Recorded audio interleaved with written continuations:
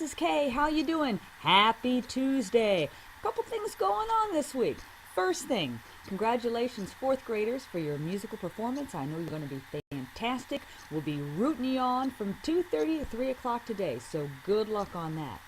The next thing is, on Wednesday and Thursday of this week, Student Council will be selling popcorn hands. Now this hand has an eyeball in it, but think of it being filled with popcorn, and in each finger is a candy corn, and then a spooky little spider ring.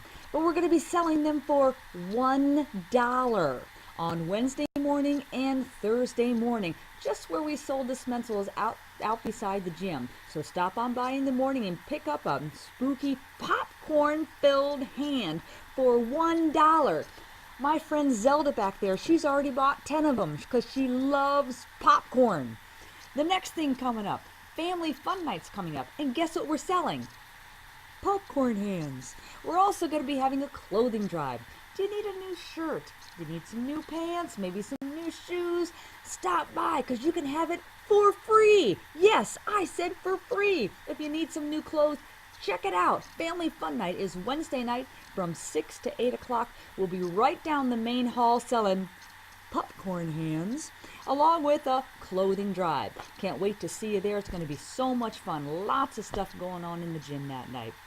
Student Council reps, we've chosen them, and we will let you know tomorrow on the announcements who those new 6 students are. So tomorrow, check it out. We'll let you know who they are. We're just so excited to start with our next group. Lots of great stuff going on this next 9 weeks.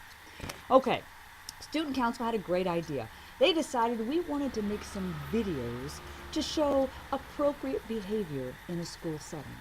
So our first one we're going to show you right after this announcement, and it's going to be on appropriate behavior in the bathroom. The models of the fourth graders want to show all the kids in kindergarten, first grade, second grade, and third grade, how do you act appropriately in the bathroom? What do you do? What do you not do?